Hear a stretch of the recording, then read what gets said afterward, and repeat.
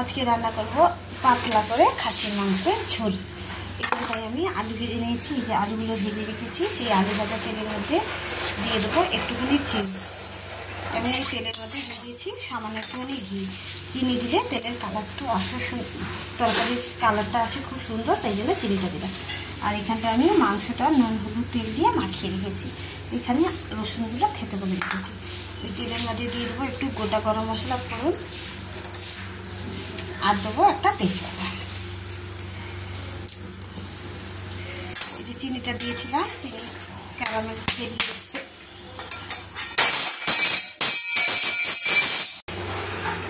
এর মধ্যে দিয়ে দেবো রসুন।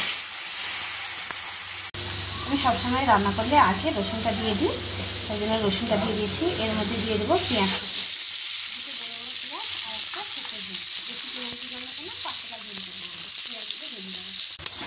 পেঁয়াজগুলো আমার ভালো হয়ে গেছে।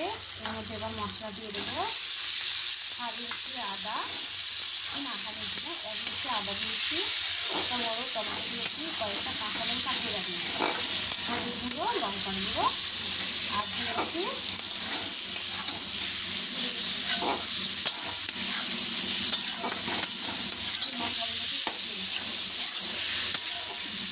বড়ো একটা টমেটো, আর দিয়েছি 1.5 টেবিল চামচ জিরে দিয়ে।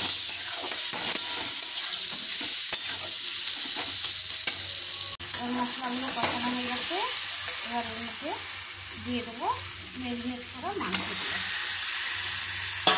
নুন হলুদ দিয়ে আর সরষের তেল দিয়ে মাংসটা মাখিয়ে দিয়েছিলাম। বেশিক্ষণ রাখিনি, আধা ঘন্টার মতন রেখেছি। এবার মাংসগুলো কষিয়ে নেব। মাংসটা আমার কষানো হয়ে গেছে। এবার এর মধ্যে দিয়ে দেবো গরম জল করে রেখেছি, গরম জল। গরম জল দিলে যে কোনো মাংসের মধ্যে বা মাছের কিছু রান্না করে ভালো গরম জল দিলে ভালো টেস্ট হয়, জিনিসটাও ভালো হয়।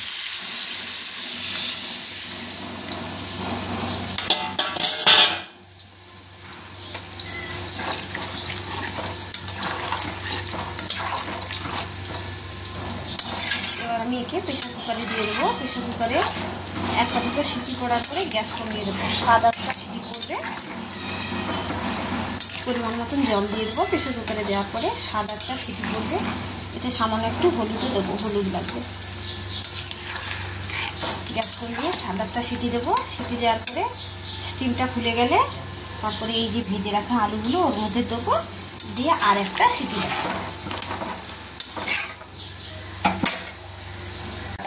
আমি স্টিম খুলে দিয়েছি অনেকগুলো সিটি দিয়ে, প্রায় আধা ঘন্টা পর স্টিমটা খুলে দিয়েছি। এবার এর মধ্যে দিয়ে দেবো এই যে ভেজে রাখা আলুগুলো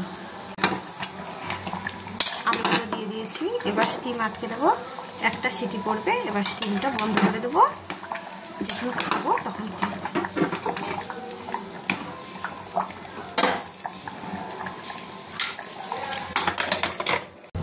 আমি এখানে স্টিম খুলে দিয়েছি প্রেসার কুকারে। মাংসটা আমার হয়ে গেছে। এবার ঢেলে নেব, গামলায় করে ঢেলে নেব। রান্নাটা আমার হয়ে গেছে, আমি এখানটায় ঢেলে নিয়েছি। পাতলা করে মটনের ঝোল। শুভ দুপুর বন্ধুরা, আবার সেই রোজকার মতন রান্না নিয়ে চলে এসেছি। এখানে আছে আমাদের গরম ভাত। গরম ভাতের মধ্যে একটা আছে গন্ধরাজ লেবু, সঙ্গে আছে শসা, এখানে কাঁকরোল ভাজা। আজকে আর নর্মাল ডালমাল কিছু করিনি। এখানে আছে কচুলতি, এখানে আছে পাতলা করে মটনের ঝোল, এখানে আছে আমাদের টকের ডাল। টকের ডালটা আমরা খুব ভালো খাই, তো তাই জন্য সবসময় টকের ডালটাই করি।